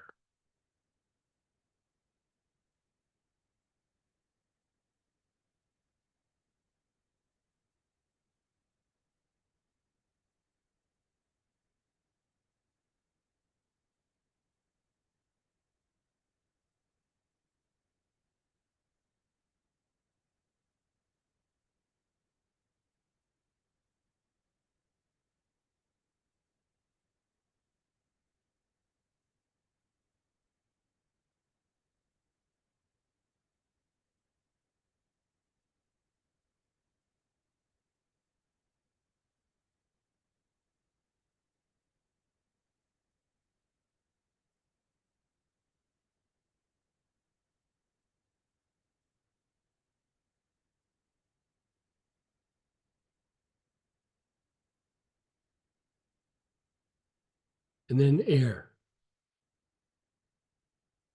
the wind. Wind is probably your best bet.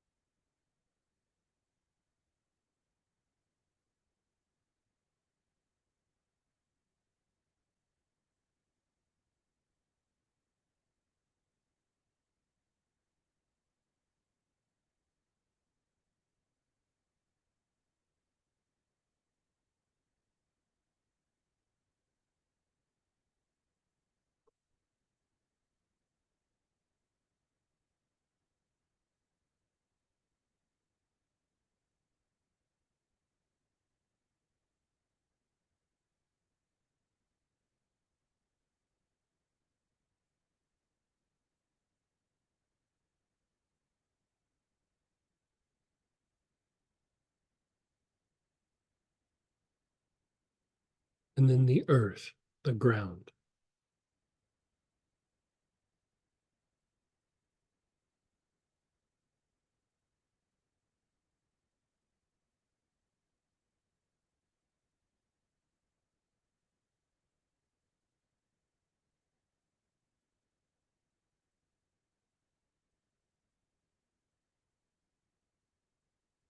And then for ether, I like to do the night sky.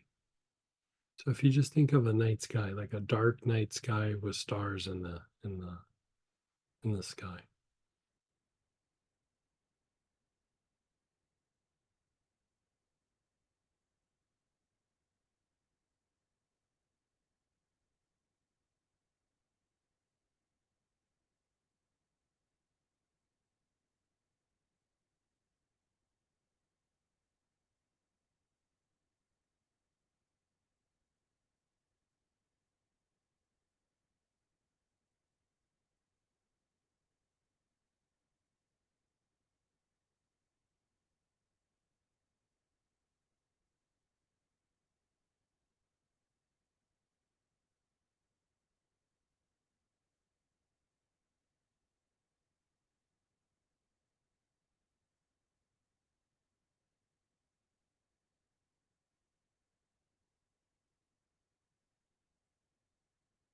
And then let that go and go to your back heart.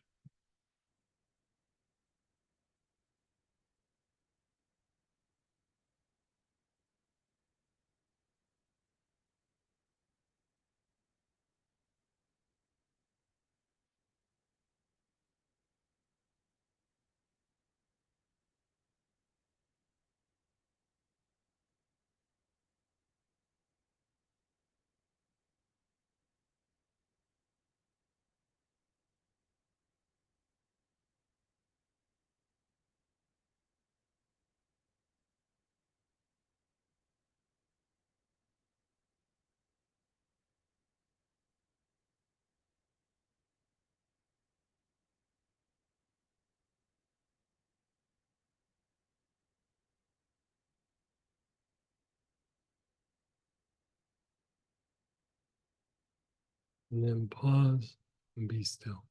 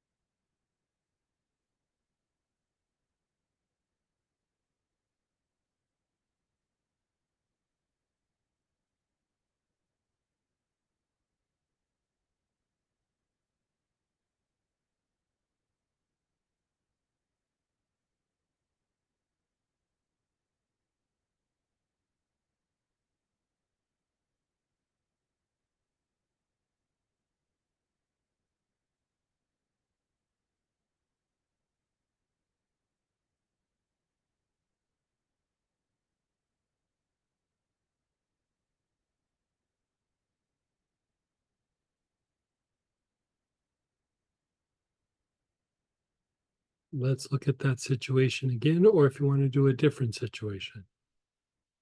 You're looking at the situation.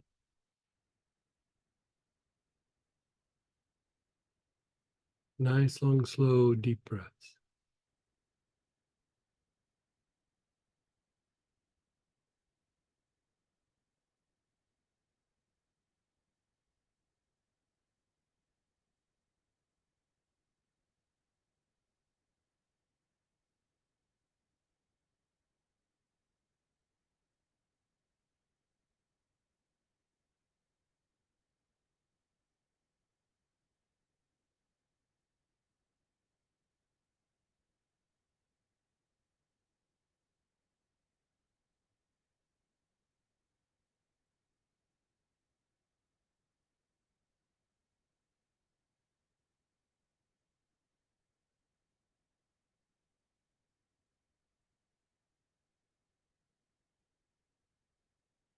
And then visualize a flame.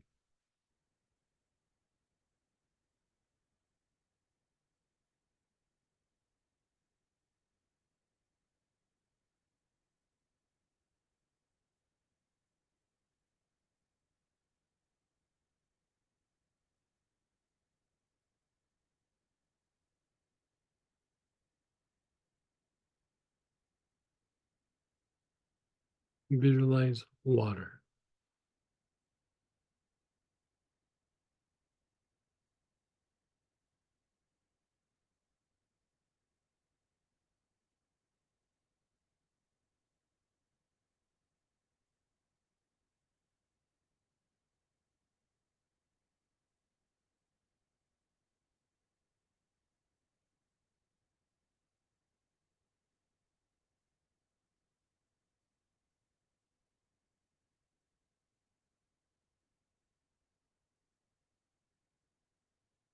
Visualize air.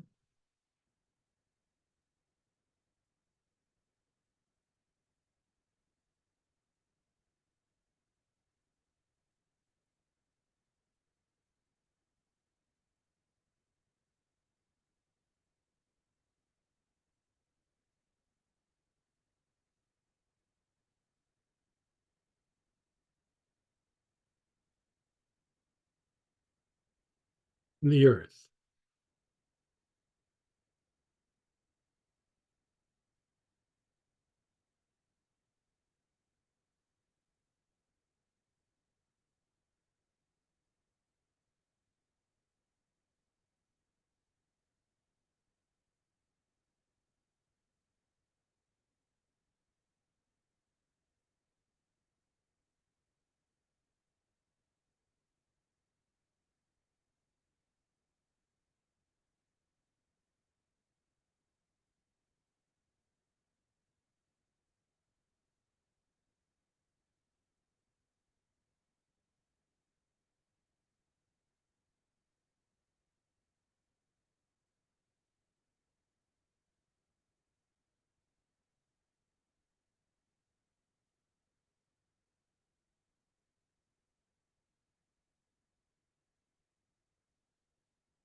The night sky.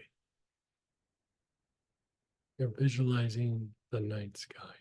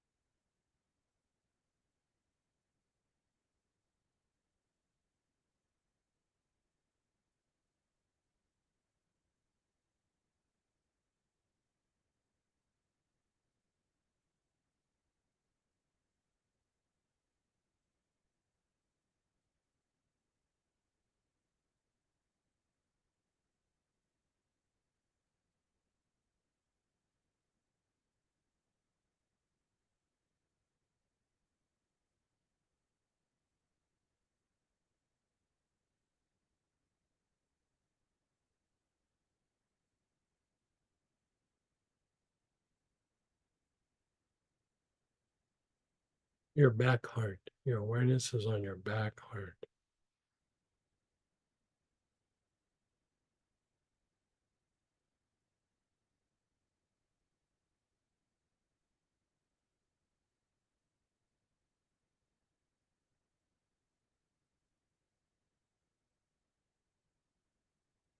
And then let go. Notice how you feel, you think, your thoughts, your body.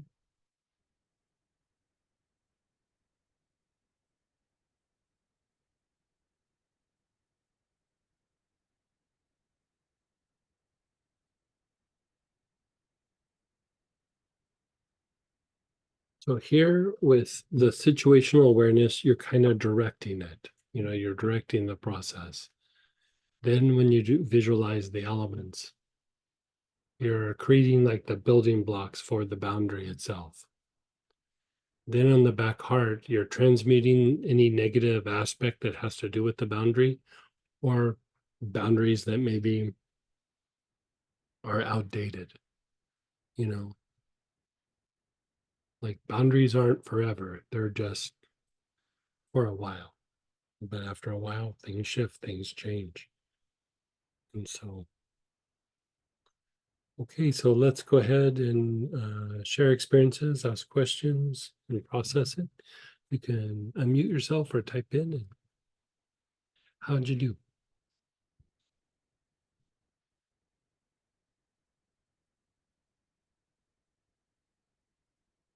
Yeah, go ahead, Ralph. Hey, Ralph. Hey, Greg. Something occurred to me. I want to know if I might have a causing a problem here.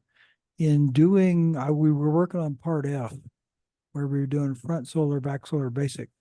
Mhm. And after we went through that, it occurred to me to have, like put my attention on front solar, back solar basic, and then inhale the blue healer a couple of times. Mhm. Would that be causing a problem? Shouldn't. Okay. No,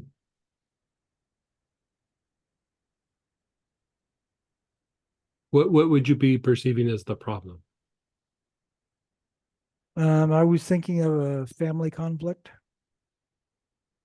Oh, like I thought you meant the problem with like the blue healer in your basic. No. I'm just, no, I'm thinking I about, better go back to communication and get it down a little bit. let's Yeah, define our words here. Yeah, okay. Yeah. Yeah, it would help calm things down, especially if there's like long-term conflicts. I would say do it kind of regular for a little bit. And Okay. notice um you'll notice after a period of time that things calm down, and the things that kind of stimulate you to be involved in the conflict, you kind of start withdrawing yourself from it, especially in a family and work. Like those are the two big ones. And when somebody's got a conflict or a drama, they want everybody to be involved and everybody to be a participant. And the more that you just keep calming it down, you get to make more like cognitive choices rather than just reactions, because a lot of the conflict is just like reactions that we have. Oh, And yeah, I can see that. yeah, I mean, it's everybody, we all do it, like it's Mhm. and so the more that you calm it down, you're just like, you know um you're able to withdraw or not get so engaged to the point where I mean, this sounds silly, but um people try to drag you into the conflict. They want you to get upset with them, especially like in a family or in a workplace. And like sometimes, like if you keep doing this, you'll keep getting like calmer and calmer and non-reactive, but the non-reactiveness sometimes will cause a conflict. And so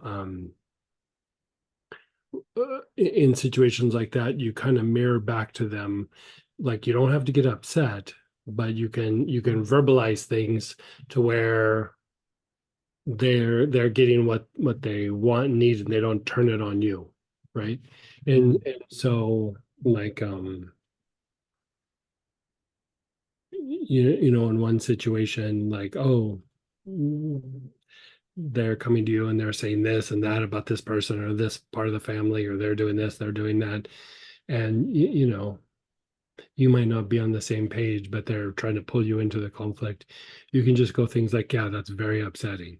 And you're not saying I'm upset. You're just saying, yes, that's very upsetting. And you're almost like validating what's going on with them. Mhm. But if they're not in the place to calm down yet, like sometimes you just go like direct it over there. Don't direct it at me. Yeah. You Yeah. know, taking one for the team is not necessarily one that it's not necessarily something you have to do. And in the workplace, sometimes where there might need to be a little bit of conflict, or there might be like, okay, I need to be upset because of something going on, and the goal would be to be calm. And this is a suggestion given to me by Master Cho, the guru.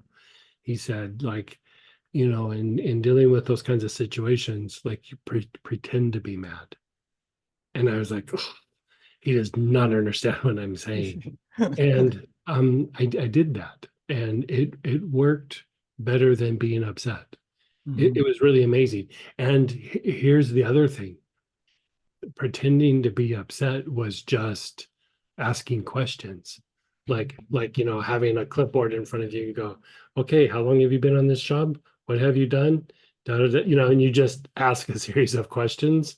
Mm-hmm. The other person hears that is that you're upset. When you're just like your voice is normal, everything's normal. Okay, and when is this supposed to be done? And then you look at your watch. Okay, well, and you don't even have to say a whole lot, but they know that they're messing up. And so they're the ones that do it. They're the ones that get all agitated, and you don't have to have a back and forth. And so it can look a lot of different ways. And I didn't believe that one would work, but it works amazingly well, And so does that's very upsetting. Like, if you just throw it out there, because sometimes people are wanting something from you and they're wanting you to get upset. But if you just say, oh, that is very upsetting, they kind of got what they wanted, and you didn't have to hold the hot coal and burn yourself and get all worked up about it. You know what I mean? And so families can be a little bit weird about stuff like that. And so same in the workplace though. The more that you can keep yourself calm or non-reactive, the better. And it just allows you to make some cognitive choices.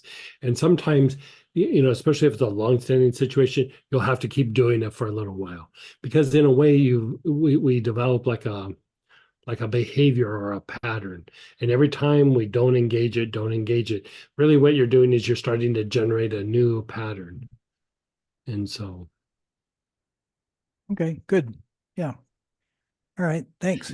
In my family, again, going back to like when there's conflicts and stuff, a lot of times I don't even know anymore, because I was like, so like, I'm not getting involved with your guys' conflict. Everybody just stopped reaching out and including me in any of the stuff, which I'm completely okay with, because I didn't like being involved in it anyway. But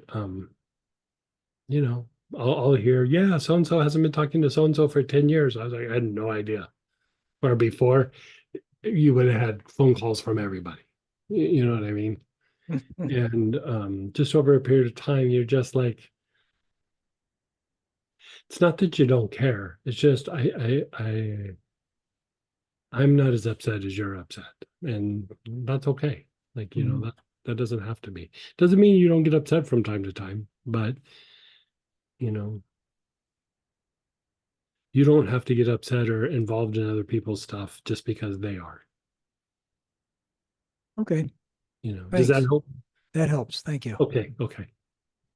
And even like if it's real bad, take a little bit of yarrow or something internal. Okay. Yeah.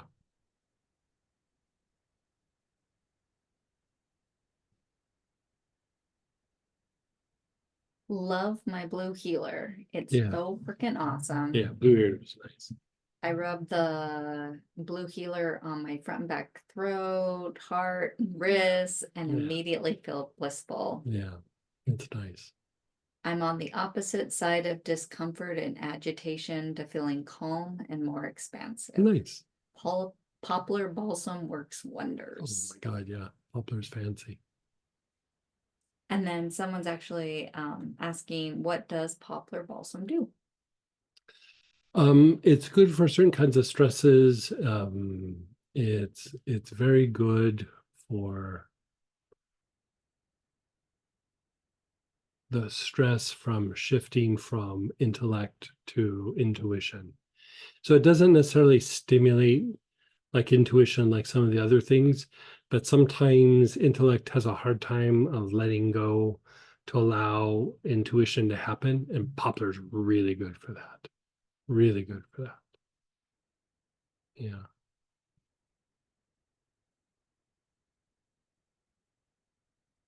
Yeah. Greg, how would you take the poplar? Is it just inhalation and on your wrist? Yeah, inhalation on the wrist. Yeah, that's best. Yeah. You could even do a little bit on the temples. Like I sometimes instead of the wrists, I'll do temples. Oh, that sounds really good. Yeah, I have the spray. That's what I use today. Oh yeah, just spray down your body. Yeah, Okay, it's lovely. The fragrance is yeah, lovely, isn't but I it? would love to also have the essential oil Yeah, as yeah. well. Thank you very much. This class You're was so welcome. wonderful. Good, good. How'd you do? Good?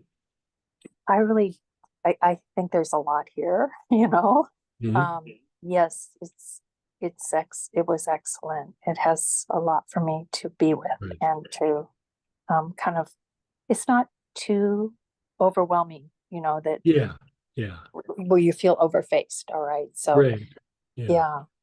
And that's kind of what I'm needing these days. So right, exactly. I thank you very much. And thanks, Sam. And then what about poplar spagyric tincture? Is it even possible? Yeah, it was a little hard running down some of the material that was of the quality that I liked, but we do have it and it's in the process. So, yeah. So, okay, you guys. Well, I hope you enjoyed, and we will be doing a study group on Wednesday night. Are we Uh, doing a double header Wednesday? Yeah, we'll do a double header. So we'll do 7 to 7:45. We'll do this class, and then 7:45 to 8:30. We'll do the Divine Self. And so if you want, join us tomorrow. It's another free class, and it's starting to talk about vibration and what that means, and this one was about relationships, and you could say tomorrow is about the relationship with yourself. So, yeah. So anyway, hope you can join us. Take care.